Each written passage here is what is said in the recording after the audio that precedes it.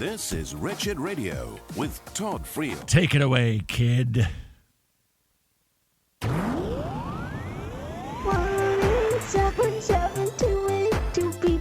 1-877-282-BEEP. Mixmaster Friel at the ready. This is Wretched Radio, 1-877-282-BEEP. That is the phone number to call if and you want to say, well, pretty much anything that doesn't have a streak of swear words in it.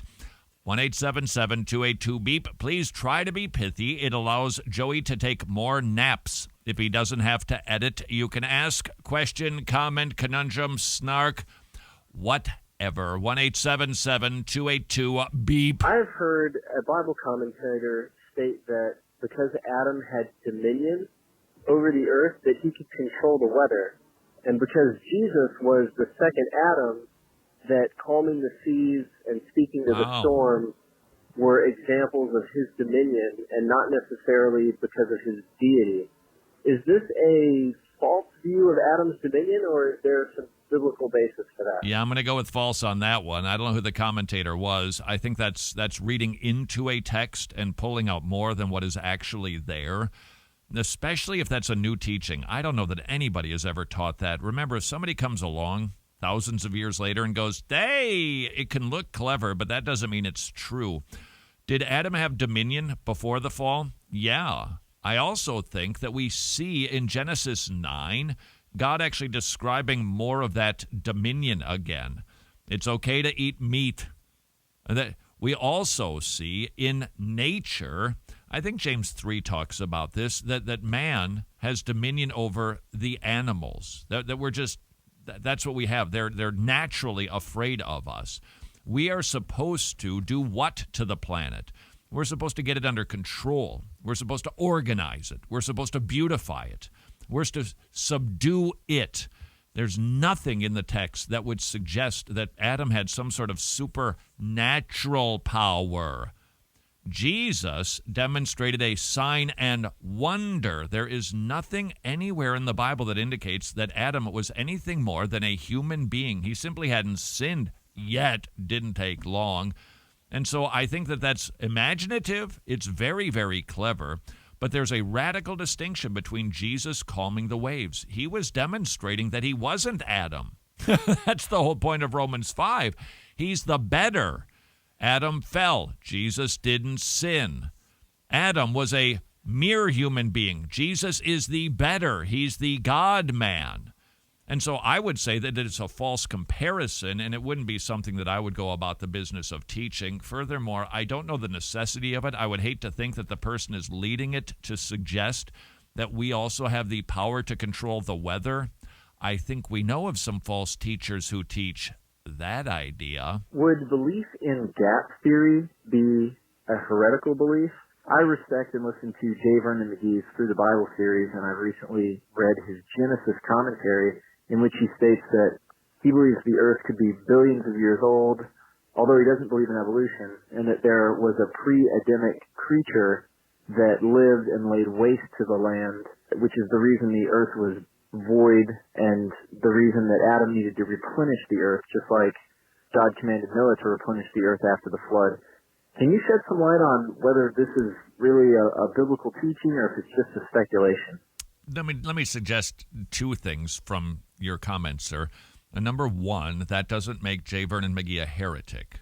I believe it makes him wrong, but I don't believe it makes him a heretic. Now, can somebody hold that position and be a heretic? And the answer is yes, because of the reason they hold that view. If there is a reason that they don't believe that God has the power to create the world, well, that's a bit of a problem. If this somehow is an intentional effort to undermine the connection between Adam and Jesus, that could be a heretical problem. But somebody who holds to that view is not automatically a heretic. It is a secondary issue, but it certainly can have tentacles into primary issues, which is why there's a caveat that you can't just say nobody who holds to a gap theory isn't a heretic. He wouldn't say it that way. At the same time, I wouldn't say everybody who holds to it is a heretic. J. Vernon McGee was not a heretic. Your description of what he described, in my opinion, is reading far more into the text than is actually there. And it's fascinating to me that whatever the old earth theory is, whether it's gap or day-age theory, it's interesting that those really didn't exist until Charles Darwin came along. Now, did we ever see an example of anybody in church history who thought that the age of the earth could have been longer than what we typically understand from the Bible, give or take about 6,000 years? Yeah, there's a guy here, and maybe one in that century.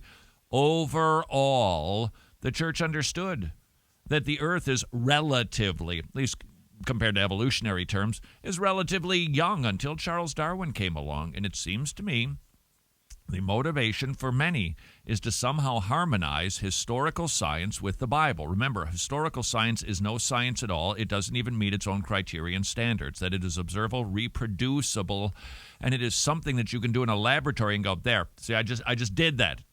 And it's repeatable over and over again. So it doesn't even meet its own standard, and yet men have made efforts to try to have Genesis 1 look old when clearly doesn't. It's overwhelming. First day, second day, evening, morning. I think it violates the text. That isn't poetry. That isn't just kind of giving the details and we can make up the dates. That's just not the way that the book of Genesis was written. Furthermore, we see genealogies. Furthermore, we see people named. We see rivers identified. That's not the way poetry works.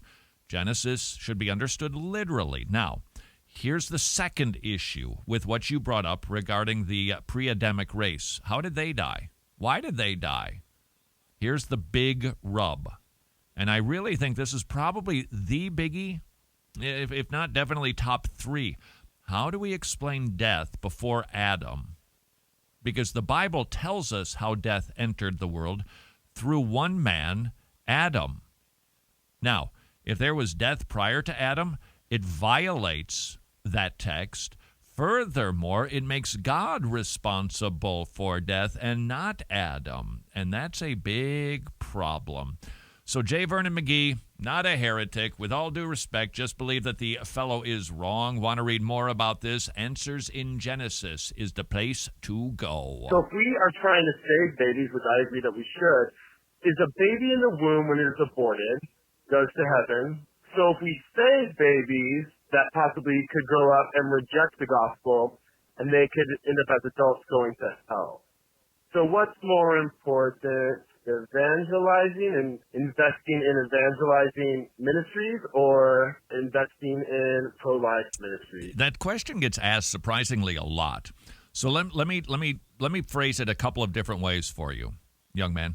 To demonstrate that your syllogism, which I trust you're just parroting, that your syllogism, it breaks down right out of the chute by let's just say that babies in the womb, and I believe the Bible is crystal clear on this, they go to heaven because they have not knowingly, willfully sinned against God, and they have not built up a rap sheet. Now, do they sin? Babies sin. But they're not willfully rebelling against their God. They do not have a criminal record to condemn them, and they go to heaven because of the grace of Jesus Christ. Now, if that's true of, let's say, can we agree, a 2-year-old, a 3-year-old? Therefore, the same principle would apply from a baby in the womb to the 3-year-old. Therefore, according to that logic, we could also kill a 3-year-old. And you say, well, suddenly that doesn't make sense. Exactly. Let me phrase it another way. Rather than saying, if babies in the womb go to heaven, and a lot of babies who are born don't, therefore, it is better to not abort them, murder them. And you go, wait, I didn't mean murder, I meant abort. Well, that's what an abortion is. It is the intentional taking of an innocent human life. And there is a vast difference between killing and murdering. There are times when people get killed. War, people get killed. Death penalty, people can be killed. But we can never murder somebody. That's an unjust taking of an innocent human life, somebody who does not deserve it. Therefore, on both levels, I believe that syllogism just completely breaks down and it should be entirely rejected, and I just don't think that it is that hard to do. But as long as that fellow brought up the subject of abortion, let's keep fighting that abortion war. Shall we? Preborn.org does exactly that. Besides, there's one other issue, young man. We're life people. Okay, we're about life. And furthermore, if that were the principle, life just wouldn't exist at all. It wouldn't be good for anybody to be born at that point. So God is for life, and so are we. And so we continue to strive for life, and we leave salvation up to God, and we work tirelessly to preach the gospel to everyone, recognizing that they are all image bearers. If you want to learn more about preborn.org, you can do so at preborn.org.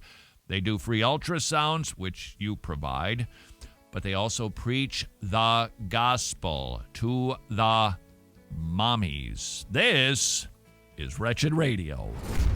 Thank you very much for watching one segment. You can listen to 3 more, well, if you can stomach it, for free at wretched.org, iTunes, Android, whatever your listening device is.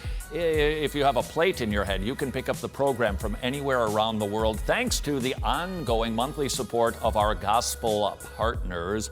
Should you be one of the people who has listened to the program for an extended period of time, meaning more than once, would you please consider becoming a gospel partner so we can continue to proclaim the good news of the gospel? Simply visit wretched.org.